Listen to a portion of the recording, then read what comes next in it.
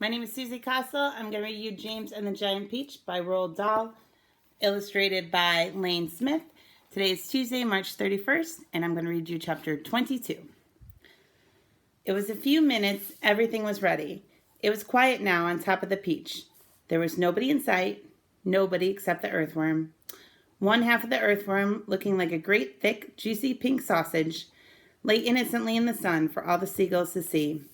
The other half of him was dangling down the tunnel.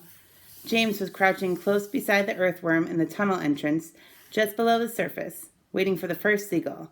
He had a loop of silk string in his hands. The old green grasshopper and the ladybug were further down the tunnel, holding onto the earthworm's tail, ready to pull him quickly in, out of danger as soon as James gave the word.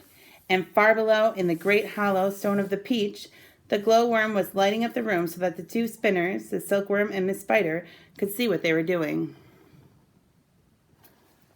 The centipede was down there too, exhorting them both frantically to greater efforts, and every now and again James could hear his voice coming up faintly from the depths, shouting, "Silk! Spin, silkworm, spin, you great lazy brute! Faster, faster, or we'll throw you to the sharks." "Here comes the first seagull," said James. "Keep still now, earthworm, keep still. The rest of you get ready to pull." "Please don't let it spike me," said the earthworm. I won't. Shh."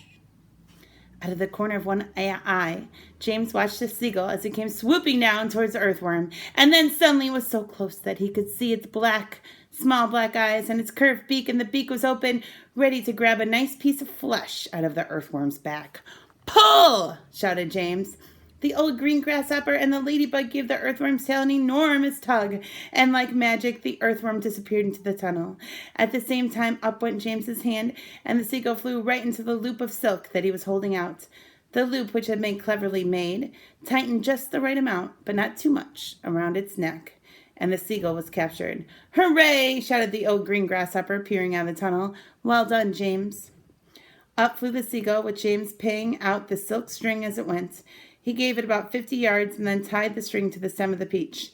"Next one," he shouted, jumping back into the tunnel. "Up you get again, earthworm. Bring up some more silk, centipede." "Oh, I don't like this at all," wailed the earthworm. "It only just missed me. I even felt the wind on my back as it went swishing past." "Shh," said James. "Keep still. Here comes another one." So they did it again and again and again and again, and the seagulls kept coming, and James caught them one after the other and tethered them to the peach stem. 100 seagulls!" he shouted, wiping the sweat off his face. "Keep going!" they cried. "Keep going, James!" 200 seagulls!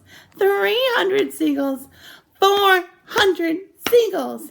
And the sharks, as though sensing that they were in danger of losing their prey, were hurling themselves at the peach more furiously than ever, and the peach was sinking lower and lower and lower in the water. 500 seagulls! James shouted. "Silkworm says she's running out of silk," yelled the centipede from below. "She says she can't keep it up much longer, nor can Miss Spider." "Tell them they have to," James answered. "They can't stop now." "We're lifting," somebody shouted. No, we're not." I felt it. "Put on another seagull, quick." "Quiet, everybody, quiet. Here's one coming now." This was the 501st seagull, and the moment that James caught it and tethered it to the stem, with all the others, the whole enormous peach suddenly started rising up slowly out of the water. "Look out, here we go. Hold on, boys." But then it stopped, and there it hung. It hovered and swayed, but it went no higher. The bottom of it was just touching the water. It was like a delicately balanced scale that needed only the tiniest push to tip it one way or the other. "One more will do it," shouted the old green grasshopper, looking out of the tunnel. "We're almost there." And now came the big moment. Quickly, the 502nd seagull was caught and harnessed to the peach stem.